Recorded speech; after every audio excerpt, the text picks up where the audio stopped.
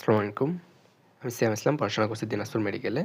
তোমরা অবগত আছো ২০২৫-২৬ শিক্ষাবর্ষে এমবিবিএস, পিডিএস এর অ্যাপ্লিকেশন শুরু হয়েছে। তোমরা অনেকেই কনফিউশনে আছো যে কিভাবে চয়েস লিস্টটা তৈরি করবা, প্লাস কোনটা আগে দিবা, কোনটা পরে দিবা বা কোন বিষয়ে খেয়াল রাখবা, কোনটা ভুল করলে অনেক বড় ধরনের সমস্যা হতে পারে। মেইনলি এই বিষয়ে কথা বলব। প্রথমে আসে হলো তুমি কোন বিষয়ে ভুল করবা না। প্রথমত, তুমি শুধু মেডিকেল বা শুধু ডেন্টাল কখনো চয়েসে দিবা না। তুমি চয়েসে দিবা সবগুলা। তোমার যতগুলা লিস্টে যতগুলা কলেজ আছে সবগুলা চয়েস লিস্টে দিবা।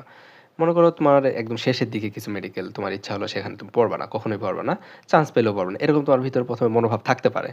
বাট তুমি তো জানো না যে তুমি শুরুর দিকে মেডিকেলে চান্স পাবা কিনা।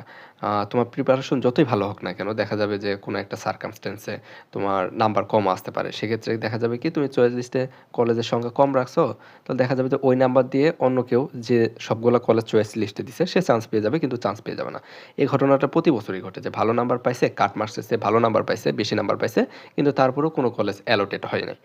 আচ্ছা, তাহলে তুমি সবগুলো কলেজই চয়েস লিস্টে রাখবা, সবগুলো ডেন্টালি রাখবা। আর আরেকটা বিষয় খেয়াল রাখতে হবে যে তুমি কোন ভার্সনে তুমি পড়াশোনা করছো, কোন ভার্সনে পরীক্ষা দিতে চাও। লাইক তুমি বাংলা ভার্সন পড়াশোনা করছো, কিন্তু এখানে কোশ্চেনে ভার্সন সিলেক্ট করার সময় যদি ইংলিশ দাও, তাহলে তোমার কোশ্চেনটা দেবে ইংলিশে।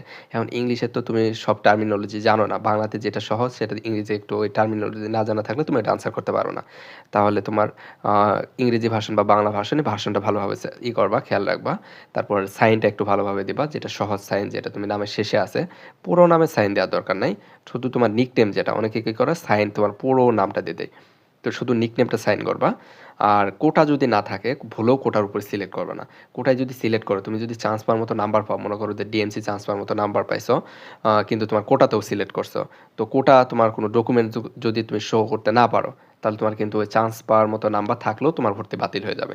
আচ্ছা, তারপরে আসি তোমরা মেডিকেল কলেজগুলো কিভাবে চয়েস লিস্ট সাজাবা। আমি মেডিকেল কলেজগুলোকে ৫টা ক্যাটাগরিতে ভাগ করছি। প্রথমে আছে হলো এ ক্যাটাগরি। এ ক্যাটাগরি বলতে ঢাকার ভিতরে যে মেডিকেল কলেজগুলো আছে সেগুলো এ ক্যাটাগরিতে রাখছি। প্রথমে আছে হলো ডিএমসি, ডিএমসি পরে হলো সলিমুল্লাহ, তারপরে হলো শহীদ সোহরাওয়ার্দী মেডিকেল কলেজ, তারপর হলো মুগদা মেডিকেল কলেজ। এই ৪টা তুমি শুরুতে রাখবা, কারণ সবার ইচ্ছা থাকে ঢাকার ভিতরে পড়াশোনা করার। এরপর আসি হলো বিভাগীয় মেডিকেলগুলা টাইপ বি এর ভিতরে। বিভাগীয় মেডিকেল, এখন তুমি যে বিভাগের আন্ডারে আছো সেই মেডিকেলে তুমি শুরুর দিকে দিতে পারো।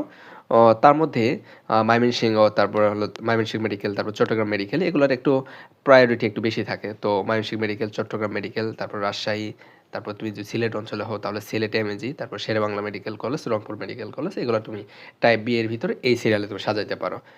তারপর আসে হলো টাইপ সি। এগুলা মূলত টাইপগুলো করা হয়েছে মূলত প্রায়োরিটি বেসিসে। আরেকটা বেসিস হলো কখন